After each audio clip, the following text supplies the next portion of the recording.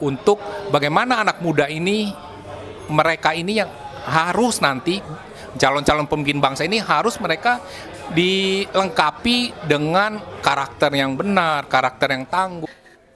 Orang yang selalu Tika lihat selalu ada di live itu adalah Papi.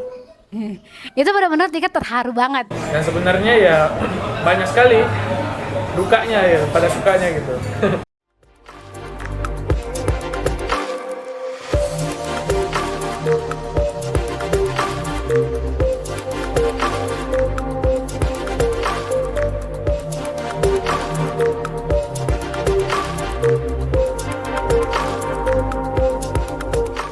Halo Sobat Gemar, saat ini saya ditemani oleh dua orang, Bang Vidi dan Kartika. Nah, ini podcast yang spesial. Kenapa? Karena dua narasumber ini cukup intens mengisi acara-acara Gemar. Jadi kami bertiga akan ngobrol-ngobrol nih. Mereka juga menulis di buku Gemar pertama dan Gemar kedua ya. Jadi mereka sudah mengikuti Gemar dari sejak Gemar itu berdiri sampai peluncuran buku Gemar kemarin.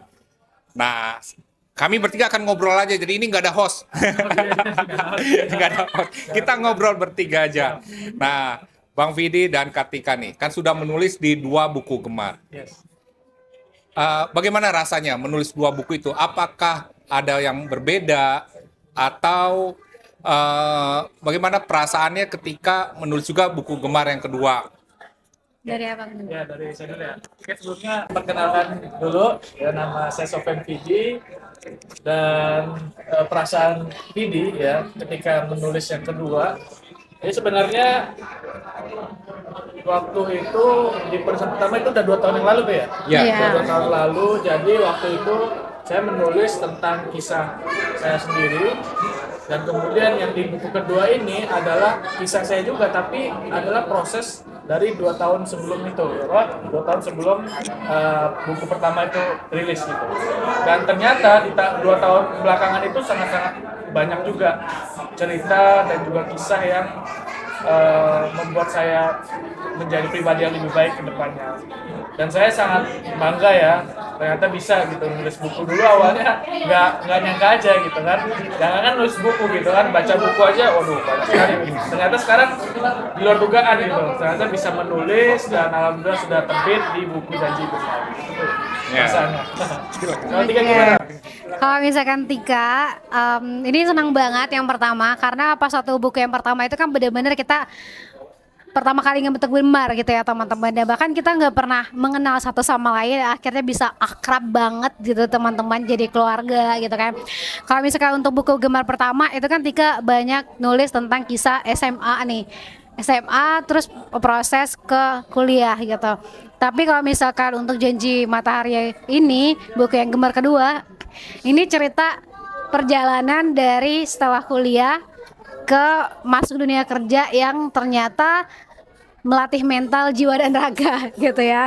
Jadi ternyata fase kehidupan dari SMA ke kuliah ke dunia kerja itu benar-benar punya tantangan tersendiri yang harus disiapkan gitu. Jadi kita nggak bisa mentalnya tuh kayak lemah gitu karena ternyata dunia kerja itu dahsyat gitu, kayak gitu sih. Jadi selama 2 tahun ini sudah mengalami banyak ini ya, proses bertransformasi. Ya, nah sekarang silakan deh Tika deh mau nanya ke kita berdua nih, gantian. Kan kita bilang nggak ada host ini, saling bertanya. Oke. Edisi Ya, spesial edition nih. Pertanyaannya adalah gitu. Nah, bingung lagi ketika. Nah, tapi gini, Papi ketika oke, teman-teman kalau misalkan aku nyebutnya pada ini itu Papi ya, itu karena kita udah akrab dan kita Sebagai Papi keluarga Gemar, besar. Papi Gemar gitu. Dika mau tanya ke Papi gitu kan. Papi kan bener-bener ada selalu buat Gemar gitu dan Papi selalu buka jalan buat Tika berkembang gitu. Nah, apa sih alasan Papi untuk tetap bertahan gitu. Padahal pada saat itu kita tahu kalau misalkan ternyata bangun komunitas itu nggak semudah yang kita bayangkan gitu. Kenapa Papi tetap bisa semangat buat ngelanjutin ini. Dan ke Abang Vidi nanti Tika tanya juga, tapi Papi dulu. Gantian ya. Nah, memang teman-teman ya, waktu membangun komunitas itu tidak mudah lah. Ya, membangun komunitas itu yang penting bagaimana kita konsisten terus mengadakan kegiatan, konsisten mengadakan perkenalan, makin membuka banyak peluang gitu loh. Kita makin banyak ketemu dengan baik orang, mengajak orang untuk bergabung, itu tidak mudah. Benar-benar selama 2 tahun ini Gemar mengalami banyak tantangan yang nggak mudah lah. Tapi kami kan punya juga anak-anak muda yang tangguh kayak Bang Vidi, Kartika, yang mau berjuang untuk membesarkan Gemar, punya hati buat Gemar. Nah, kalau anak-anak muda itu punya hati buat Gemar, aku juga sebagai yang mendirikan Gemar tentu harus punya hati juga untuk terus Gemar ini berkembang ya. Makin lama kita makin banyak merangkul anak-anak muda. Sekarang bukan hanya daerah Jabodetabek, Jawa Barat, tapi sekarang sudah banyak dari Sumatera juga, kemudian dari Sulawesi. Nah, berharap bahwa makin tahun depan kita bisa kerjasama dengan lembaga-lembaga pemerintahan agar Gemar ini gaungnya makin besar dan kita bisa menjangkau seluruh Indonesia dari Sumatera sampai Papua. Nah, itu hati atau saya percaya bahwa itu akan bisa terwujud ya. Karena apa? Karena ada Kartika, karena ada Bang Vidi yang mau dan punya hati untuk membesarkan Gemar. Apalagi sekarang ada Arif, nanti ada Sami yang mau juga membantu Gemar untuk makin berkembang. Saya percaya ketika banyak orang menaruh hati, banyak orang punya beban untuk itu, pasti Gemar ini makin berkembang. Karena tujuan dari Gemar ini, misi dari Gemar ini adalah bagaimana membangkitkan anak muda untuk memiliki mental tangguh, punya misi, visi yang mau membangun Indonesia ini. Peduli, peka dengan sesamanya.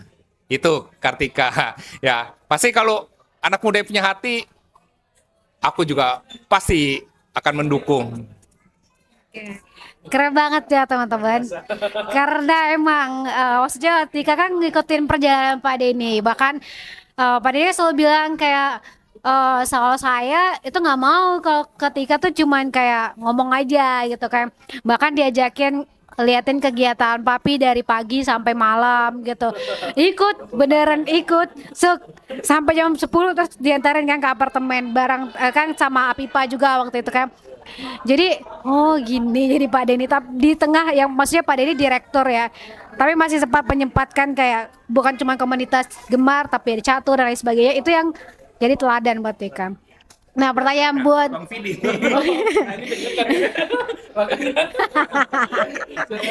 Oke. Apa ya, Bang? Mau tanya tentang apa nih?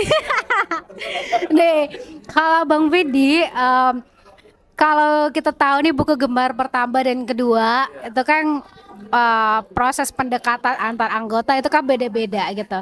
Dan gimana sih perasaan Abang untuk kebersamaan dengan anggota? Ya, tentang perasaan gitu. Emang ngomongnya harus hati-hati teman-teman ya. Nah, gimana perasaan Abang ketika buku Gemar pertama kan orang-orangnya berbeda lah, maksudnya benar-benar dipilih sama Pak Denny. Terus kalau misalkan yang ini kan atas keinginan teman-teman sendiri untuk gabung Forum Gemar Batch 1. Gimana perasaan karena Abang kan juga masuk ke grupnya gitu. Oke. Iya. Oh iya lupa. Oke, jadi kalau perasaan saya sih gimana ya?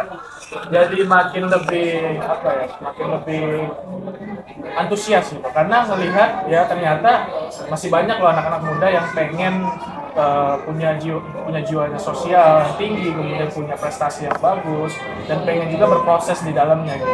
Apalagi sekarang banyak juga anak-anak muda yang ya Gen Z sekarang yang pinternya itu melebihi kita gitu. Akhirnya ya melihat banyak antusias ini ya kita sangat-sangat perasaannya jadi lebih antusias juga melihat kebanyakan orang yang pengen gabung gitu. Dan ya harapannya seterusnya Gemar ini akan berlanjut, ada 3, 4, 5, 6, 7 sampai se-Indonesia itu punya ininya masing-masing gitu kan, punya grupnya masing-masing. Akhirnya kita bisa berimpact ke seluruh Indonesia, bahkan bisa ke dunia juga. Ya, luar biasa nih anak-anak muda yang luar biasa ya. Teman-teman, ini anak muda dari Gemar generasi pertama. Mereka sudah ikut Gemar generasi pertama, sesepuh yang Gemar. Iya. Nah, ya makanya kami ini sekarang maka kita hanya bercerita aja nih ya, bercerita flashback ke Gemar dan harapan Gemarnya ke depan gitu loh. Bagaimana Gemar ini akan jadi seperti apa di depan itu. Nah, sekarang Bang Vidi lah silakan bertanya. Pengen nanya gitu. Oke. Mungkin akan tiga dulu. Ya, silakan. Kita perang ya. Oke. Oke. Jadi gini Tek, Abang ini pengen nanya gitu kan. Pengen nanya, kan Tika kan udah bikin buku yang pertama, terus sekarang yang kedua gitu. Nah, terus kan proses itu kan panjang gitu kan. Nah, Abang pengen tanya proses yang seperti apa yang membuat Tika itu titik balik menjadi lebih lebih semangat, bahkan ya dengan banyaknya rintangan-rintangan itu membuat Tika lebih kuat gitu. Proses yang mana dan gimana caranya Tika itu bisa bangkit dari titik itu. Ini dalam nih. Gimana caranya? Kan pada penasaran gitu kan. Dalam banget ini. Buat tahun ini berproses ya. Kalau buku Gemar pertama itu kan benar-benar karena ngobrol santuy gitu kan. Karena kan sebenarnya ibu pun juga tanya maksudnya jika kamu beneran nih mau gabung ke 15 anak muda yang dipilih sama Pak Denny. Karena kan 15 anak muda itu kita tahu ya saintis, terus abang kan konten kreator ya emang udah jutaan viewers gitu. Terus semuanya medali semua gitu. Sedangkan 3 dipilih karena ngobrol santuy waktu itu. Nah, jadi kan esensinya maksudnya berbeda lah gitu. Yang satu dapat emas, yang satu dapat entrepreneur, content creator, dan aku cuma dipilih karena ngobrol santuy di live Instagram. Cuman Tika selalu percaya bahwa ya udah ini kesempatan gitu. Karena Tika dulu tuh selalu berdoa. Tika tuh sering jadi cahaya buat orang lain, tapi Tika tuh nggak ada cahaya yang nerangin Tika gitu. Nah, Tika berdoa waktu SMA semoga Tika dapat mentor. Tapi kan maksudnya Allah tuh tahu kapan waktu yang tepat supaya kamu belajar. Dan mungkin setelah Tika pelajarin, bahwa ternyata doa-doa Tika selama SMA itu banyak ketunda supaya Allah tuh nyuruh Tika berproses dulu nih, walaupun bertahun-tahun ya nyatanya gitu. Baru setelah itu ketika lulus kuliah, itu secara satu persatu doa itu terkabul, tapi Tikanya udah siap gitu, kayak jadi MC tiba-tiba udah siap. Jadi dari yang nggak tahu ngobrol santai mau ngapain, tiba-tiba akhirnya kenal sama Pak Denny dan akhirnya di keluarga. Itu kayak yang ngebuat Tika jadinya lebih semangat gitu. Tapi kalau misalkan untuk buku kedua ini sebenarnya berat banget karena kita bingung karena komunitas itu kan maksudnya up and down ada. Terus maksudnya kan kita 15 anak muda itu benar-benar punya karirnya masing-masing gitu. Cuman kan kita dari awal tuh LPJ-an pas waktu di akhir 2023 tanya kita mau bikin apa nih, maksudnya impactnya kayak gimana, karena kan kita udah maksudnya Tika belajar juga dari abang gitu kan. Oke, kalau kita harus buat perencanaan seperti ini dalam artian gitu kan, kalau misalkan di bisnis kan kayak gitu. Oke, coba kita terapkan nih di Gemar gitu. Yang awalnya kayak kita mau bikin forum Gemar B1 itu juga bingung mau ngapain gitu kan. Cuman ya kita punya tekad yang kuat, akhirnya kita ngalir aja, akhirnya ternyata dapat 62 orang dalam satu grup itu yang dari Sulawesi, Bengkulu, dan banyak banget gitu kan. Yang pada saat itu kan kita tahu ya Mei kan, dan saat itu tuh Tika tuh masih di Bengkulu gitu. Maksudnya tahun kemarin tuh berat banget. Nah, makanya berat banget akhirnya ke Bengkulu. Di saat di Bengkulu Tika bingung, maksudnya sampai papi bilang sama Kak Budi, jangan ganggu Tika dulu karena Tika lagi sedih, karena Kak Budi waktu itu nelfon Tika. Ketika kenapa papi sampai bilang kayak gitu ke Kak Budi gitu kan. Enggak, kok Tika tetap ada buat Gemar walaupun Tika ada di Bengkulu gitu. Makanya Tika ngerasa oke nih, Gemar harus tetap jalan walaupun pada saat itu aku sedang bersedih. Jadi tetap ngejalanin forum Gemar Batch 1, coba bikin karena waktu itu ngerasa juga kayak pasti berat kan karena ini awal banget. Berat banget karena kita harus konsisten. Kalau kata Pak Denny kan semuanya harus konsisten. Kita Zoom learning setiap malam minggu itu konsisten. Makanya kita kalau tanya aku malam minggunya ngapain, produktif live semua Zoom learning atau nggak live Instagram malam minggu aku. Jadi ya udah selama itu kan dari bulan Mei sampai kita Zoom learning itu 5 kali dan itu harus konsisten setiap Sabtu. Terus kita Jumat berkarya juga harus konsisten buat reminder. Terus kita juga konsisten dari 1 bulan itu buat H-30 sampai hari H.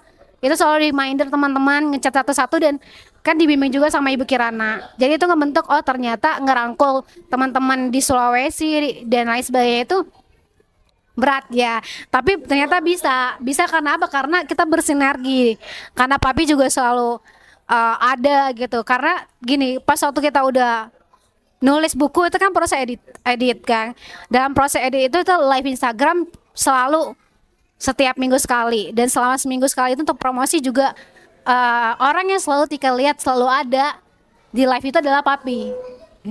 Itu benar-benar Tika terharu banget yang dari Tika udah kena masalah seberat itu Papi selalu ada buat Tika gitu. Tika di Bengkulu Papi ada buat Tika. Tika terus jalanin Papi ada buat Tika. Terus setiap live orang-orang yang kalau live itu ada keluar masuk gitu kan. Tapi tuh Papi selalu nonton gitu. Dari awal sampai akhir tuh Papi selalu nonton, dan itu yang Tika kayak aku ditonton nih sama Papi gitu. Itu yang membuat Tika jadi setiap live Instagram tuh semangat teman-teman, karena di Gemar ini aku ngerasa benar-benar keluarga gitu. Jadi waktu itu kan beneran nggak mau balik lagi ke Jakarta karena berat banget gitu. Cuman kata ibu kamu udah berproses gitu bertahun-tahun gitu kan. Jadi jangan pernah mengubur mimpi kamu karena seseorang atau rasa sedih yang ada dalam diri kamu gitu. Banyak orang yang sayang sama kamu karena banyak rasa takut kan. Papi tahu bukan cuma permasalahan, bukan cuma satu orang yang sampai Tika pernah ditipu juga gitu kan. Itu yang Tika nggak pernah cerita sama abang, yang itu cuma Papi yang tahu. Jadi kata Papi ya udah ini proses pendewasaan kamu, kalau kamu nggak kayak gini kamu nggak belajar gitu. Nah jadi di situ ya benar-benar ya ngerasa lah jauh kalau Janji Matahari itu perasaannya lebih dalam banget. Dalam banget sampai luar biasa. Jadi kan maksudnya ibu kan selalu bilang kayak ayo dong semangat lagi gitu kan. Susah Abi, nggak, orang mau bilang semangat tuh nggak bisa gitu. Nggak bisa, orang tuh nggak ngelihat prosesnya gitu. Orang kan cuma mengkritik, iya. Terus orang tuh yang dia nggak ngelewatin proses bareng kita, tapi dia seakan-akan tahu semuanya karena dia dengar cuma satu cerita. Yang itu akhirnya bener-bener ngebuat down banget, yang ketanam tuh yang negatif semua di kepala. Dan akhirnya cuman ibu bilang kayak, ibu kan cerita terus ke ibu, yang ibu bilang kayak kamu tuh baru terjatuh gitu, tapi teman kamu terjatuh dan ketimpa tangga, tapi teman kamu tetap semangat. Ya udah, jadi karena ibu bijaksana, akhirnya balik lagi ke Jakarta dianterin sama ayah. Ya udah, terus ternyata pas waktu balik ke Jakarta ternyata nggak seseram itu. Lebih enjoy. Ternyata kita bisa berdamai, dalam artian kita tuh emang perlu waktu aja buat sembuh gitu. Cuman ya udah jadi pembelajaran gitu. Keren ya. Jadi curhat sih. Ini hapus dulu.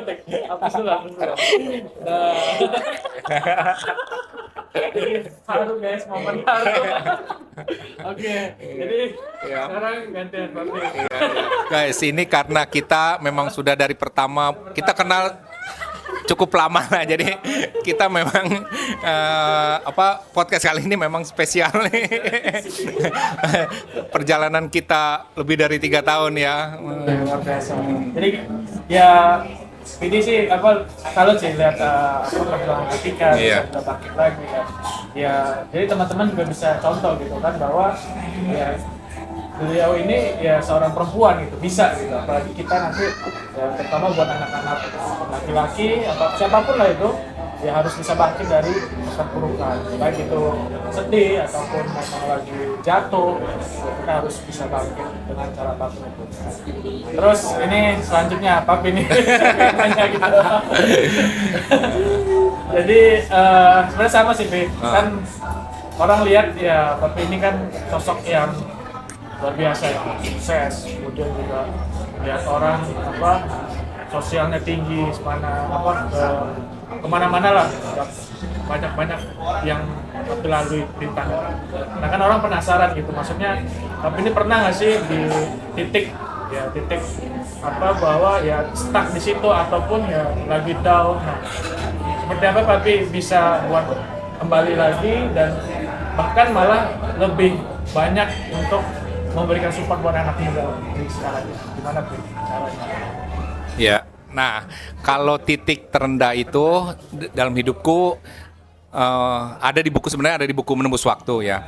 Aku pernah tulis itu ketika kejadian tuh tahun 94, bagaimana itu peristiwa yang tragis gitu loh. Bagaimana kami kecelakaan, kemudian nenek dan papaku meninggal karena kecelakaan itu benar-benar aku di satu titik terendah dalam hidupku. Tapi sebagai anak paling tua, aku menjadi tulang punggung keluarga, menjadi tanggung jawab aku untuk menjadi kepala keluarga. Nah, ya aku nggak bisa terpuruk terus, aku harus bangkit, bangun, dan bagaimana mensupport keluarga gitu loh. Nah itu titik terendah, dan ketika bisa pulih kembali, kemudian berkembang ya dalam segala macam hal, dalam kehidupan, dalam finansial, keuangan segala macam.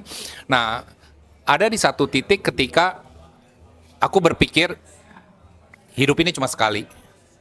Nah, apa yang akan kita tinggalkan, legasi apa, legasi warisan apa yang akan kita tinggalkan gitu loh. Nah, tentu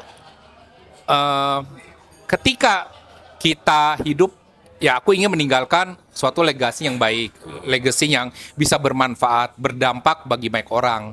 Nah, aku waktu itu berkat ini juga berkat waktu itu doa dari adikku bahwa anak muda yang menjadi calon-calon pemimpin bangsa itu, nah aku punya hati untuk itu gitu loh.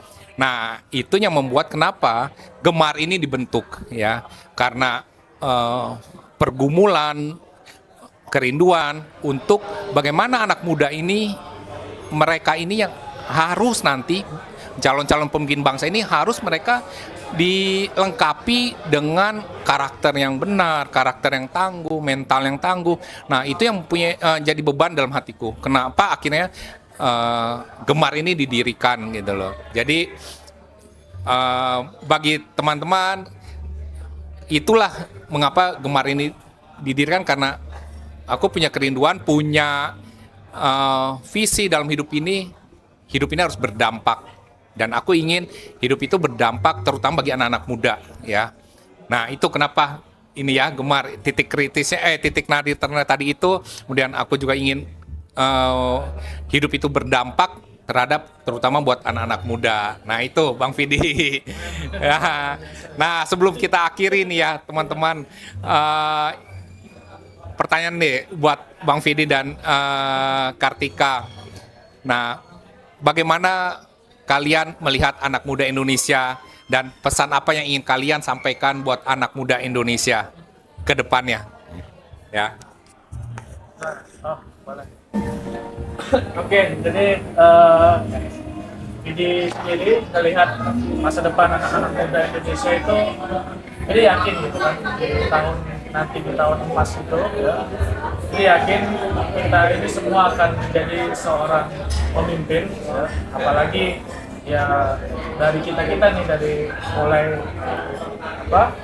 Gemar ini, generasi Mas Merdeka ini, dari sekarang lah kita mulai membangun, kemudian mulai memberikan dampak dari kecil, kemudian berikut sampai ke besar gitu. Dan saya yakin insya Allah suatu saat anak-anak Indonesia itu jadi pemimpin yang luar biasa, bahkan bisa mendukung. Kemudian ya pesan buat anak-anak muda, buat teman-teman sih, selagi kita punya waktu ya, kita punya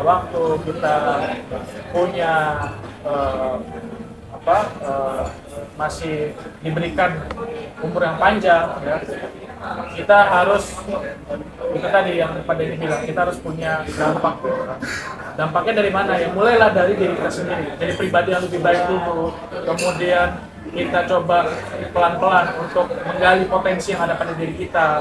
Nah, kita ini mau jadi apa, bos? Ya, mimpinya kita ingin jadi apa? Nah, dari situlah kita pelan-pelan kita tuju mimpi itu hingga kita bisa sukses di masa yang akan datang.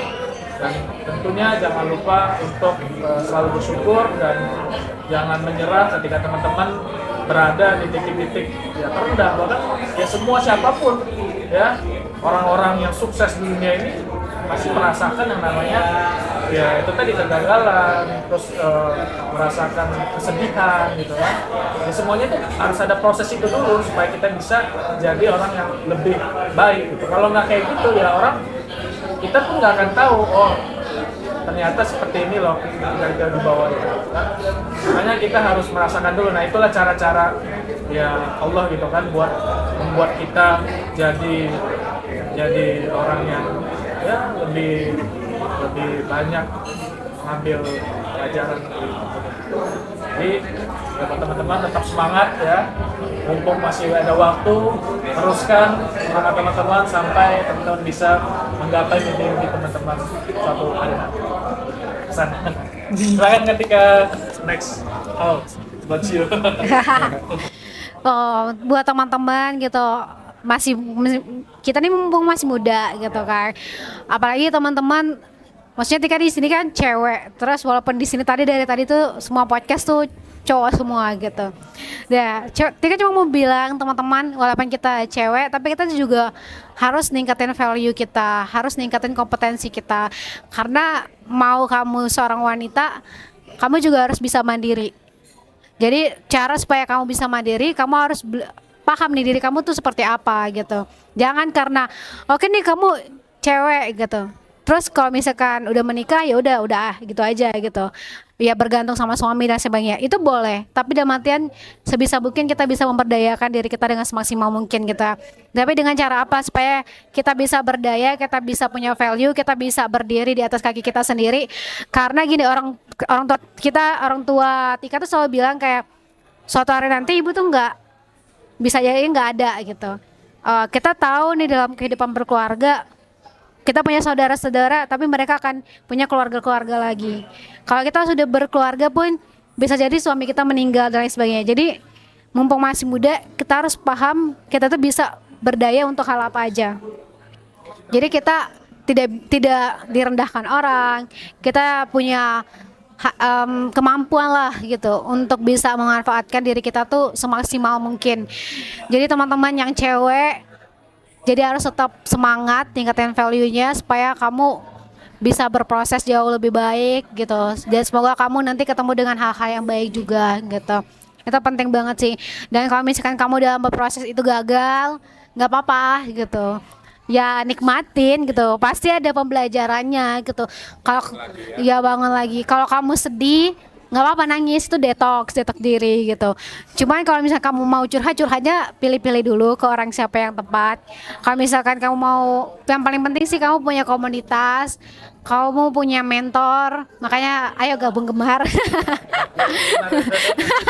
Karena di sini benar-benar kalau Gemar itu kan benar-benar jadi keluarga gitu.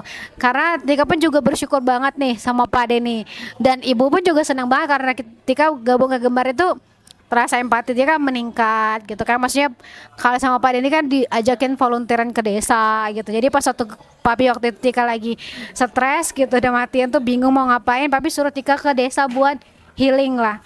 Tapi abis healing, abis dari Bandung, Tika langsung minta maaf sama ibu yang kayak ternyata kayak gini kehidupan di desa, yang mungkin aku lagi sedih, tapi mungkin ini cara Allah buat kasih tahu bahwa ternyata aku kurang bersyukur untuk hal lain yang kalau kata Pak Denny itu tuh nggak bisa dibeli pakai uang gitu. Kamu harus terjun. Makanya ibu yang kalau setiap ada acara Gemar ya udah gitu, malah senang karena anaknya, oh ternyata kamu tumbuh jauh lebih dewasa dari apa yang ibu bayangkan ketika kamu gabung ke Gemar. Jadi teman-teman manfaatin masa muda dengan sebaik mungkin gitu. Itu penting banget sih. Tapi Tika mau tanya satu lagi buat abang. Iya, silakan. Nah, nggak apa-apa. Nggak, pertanyaannya itu adalah, oke, ini buat closing, buat pertanyaan terakhir nih ya teman-teman. Nggak, kadang kan orang ngelihat abang Vidi itu kan dari sosial media doang nih, oke gitu. Orang tuh ngerasa kayak, hebat banget. Tapi kan orang nggak ngelihat nih proses abang Vidi itu yang ternyata sebabak belur itu buat berproses gitu. Dan mungkin kan beberapa orang tidak mengetahui itu dan maksudnya Tika punya permasalahan gitu. Tapi ternyata abang tuh punya permasalahan yang jauh lebih besar lagi yang Tika aja kalau dikasih kayak gitu nggak mungkin sanggup gitu. Nah mungkin abang bisa sharing sama teman-teman gimana sih suka dukanya jadi sopir BD. Ya mungkin bisa memotivasi teman-teman gitu karena ternyata buat gapai mimpi atau apalagi untuk jadi entrepreneur itu nggak semudah yang teman-teman bayangkan. Oke, pertanyaannya ya sangat mendalam ya karena sebenarnya saya juga lagi melalui tahap proses juga. Ya semua orang pasti ada di proses dan orang-orang kan lihat selama ini ya apalagi sosial media ya nggak mungkin kita share yang jelek-jeleknya karena kan sosial media itu fungsinya adalah ya membuat menebar positif gitu ya menebar positif dan memberikan branding kita lebih bagus gitu kan nggak mungkin kita ngeliatin galau-galaunya gitu kan terus lagi sedih-sedihnya ya kita nggak mau gitu kan nggak mau mendapat impact-nya gitu dari yang kita share ke teman-teman gitu. Dan sebenarnya ya banyak sekali dukanya ya pada sukanya gitu. Ya pokoknya ya, saya sebenarnya kalau mau cerita nih sedikit ini gitu kan karena berat sekali teman-teman gitu kan kalau teman-teman mungkin dari saya ya tapi sih saya sebenarnya memahaminya adalah ya Allah itu tidak akan memberikan suatu ujian atau musibah selagi kita ya di luar batas kemampuan kita gitu kan. Maka saya yakin itu wah ini ujian-ujian ini mungkin saya bisa melewatinya karena ya Tuhan itu tahu kita itu sanggup gitu. Makanya saya selama ini ya seperti itu supaya bisa terus bangkit, terus berjuang. Bahkan sampai di titik saya ya kehilangan banyak hal gitu. Baik itu secara material, kemudian secara nama baik gitu. Dan bahkan baru-baru ini pun terjadi gitu. Tapi saya tetap terus memberikan impact positif gitu. Dan ya nggak semua orang juga ngelihat saya ini orang yang baik gitu. Bahkan ya itu tadi yang Rika bilang, Kartika bilang gitu kan, jangan kita bercerita sama orang yang salah gitu, bahkan apalagi dengan satu cerita orang gitu kan kita nggak tahu bahwa kita ini akan dianggap ya jelek di mata orang, padahal kan kita niatnya baik gitu kan. Nah dengan banyak kejadian, banyak proses perjuangan, itulah yang membuat saya lebih bijak, lebih dewasa dan membuat saya lebih akan membuktikan gitu bahwa saya ini bukan seperti yang orang-orang bilang gitu kan.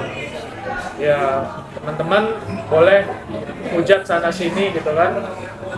Ya tapi saya punya niat baik gitu. Saya ingin berdampak karena gini ketika kita ingin jadi orang yang bermanfaat, berdampak pasti semakin tinggi kita tuh semakin banyak orang melempar Pohon semakin tinggi pasti semakin besar ininya gitu. Dan itu memang benar-benar terjadi gitu.